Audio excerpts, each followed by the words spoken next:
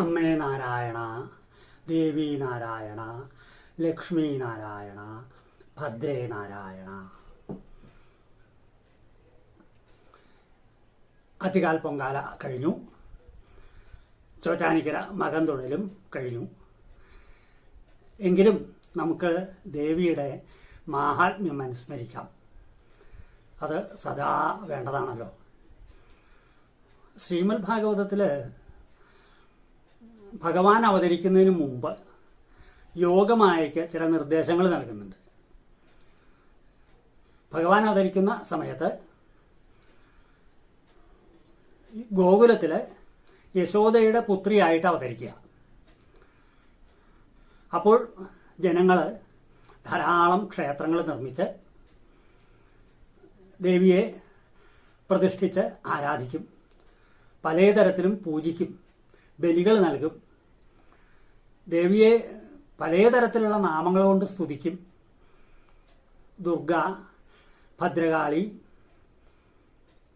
ചാമുണ്ഡി, അംബിക, മായ, നാരായണി അങ്ങനെയൊക്കെ ദേവിക്ക് പേരുകളുള്ളതായിട്ട് നമുക്ക് അറിയാം.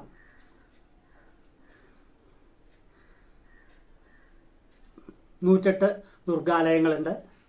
അതേപോലെ തന്നെ നിരവധി ഭദ്രകാളി ക്ഷേത്രങ്ങളുമുണ്ട്.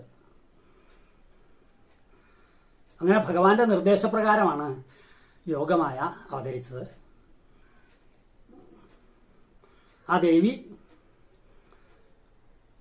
നമ്മൾ എന്ത് ആഗ്രഹിച്ച് ഭജിച്ചാലും അനുഗ്രഹിച്ച് നൽകും. അപ്പം അതുകൊണ്ട് നമുക്ക് പലതായിട്ട് തോന്നുന്നുണ്ടെങ്കിലും എല്ലാം ഒരു ദേവി തന്നെയാണ് എന്ന് മനസ്സിലാക്കിക്കൊണ്ട് ഭജിക്കുകയാണ് വേണ്ടത്. നമുക്കെന്താ അങ്ങനെ തോന്നണത്?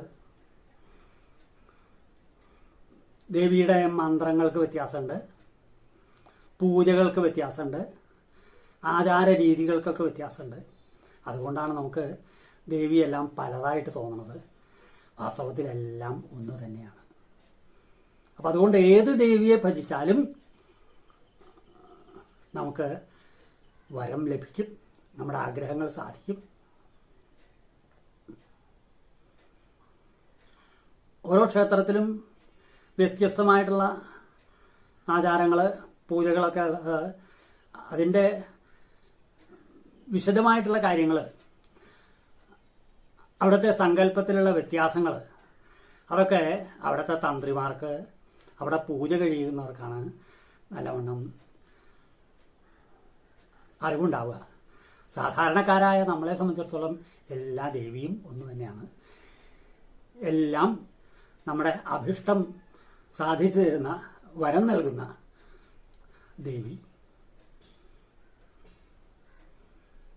ആ ദേവിയുടെ മഹാത്മ്യം മാർക്കണ്ഡേയ പുരാണത്തിൽ പറയുന്നുണ്ട്. ശ്രീമദ് ഭാഗവതത്തിൽ സ്യമന്തകം രത്നമന്വേഷിച്ചു പോയ ഭഗവാൻ മടങ്ങി വരാൻ താമസിച്ചപ്പോൾ ദേവിയെ ഭജിച്ചു, ഭഗവാൻ ഉടനെ എത്തിച്ചേർന്നു എന്ന് നമുക്ക് കാണാം. മറ്റു പുരാണങ്ങളിലും പറയുന്നുണ്ട്. ആ ദേവിയെ എല്ലാവരും ഭജിക്കുകയാണ് വേണ്ടത്. അപ്പോൾ ചില ആൾക്കാർ ചോദിക്കാറുണ്ട്, അമ്മേ നാരായണ, ദേവി നാരായണ എന്നുള്ളത് അമ്മേ എന്ന് പറയുമ്പോൾ നാരായണി എന്നല്ലേ വേണ്ടതെന്ന്. അവിടെ നാരായണ എന്നുള്ളത് വൈഷ്ണവമായിട്ടുള്ള ദേവി എന്ന സങ്കല്പത്തിലാണ്, അല്ലാതെ പുരുഷനായിട്ട് കണക്കാക്കിക്കൊണ്ടല്ല. അതാണ് നമ്മൾ മനസ്സിലാക്കേണ്ടത്. വൈഷ്ണവ സങ്കല്പത്തിലുള്ള ദേവിമാരുണ്ട്, ദുർഗ, ലക്ഷ്മിയൊക്കെ. ശൈവമായിട്ടുള്ളതുമുണ്ട്, ഉമ, പാർവതിയൊക്കെ. എല്ലാ ദേവിയും ഒന്ന് തന്നെയാണ്. ആപതി കിങ്കരണീയം സ്മരണീയം ചരണയുഗളം അമ്പായ. ആപത്തിൽ എന്താ ചെയ്യേണ്ടത്? ദേവിയുടെ പാദങ്ങൾ സ്മരിക്കുക. അപ്പം എല്ലാവർക്കും അനുഗ്രഹമുണ്ടാവും. ആ ദേവിയുടെ പാദങ്ങൾ സ്മരിക്കാനായിട്ട്, ഭജിക്കാനായിട്ട് ദേവിയുടെ തന്നെ അനുഗ്രഹം ഉണ്ടാവണേ എന്ന് പ്രാർത്ഥിച്ചുകൊണ്ട് നമുക്ക് ഇത് അവസാനിപ്പിക്കാം. മഹാദേവി നമഃ.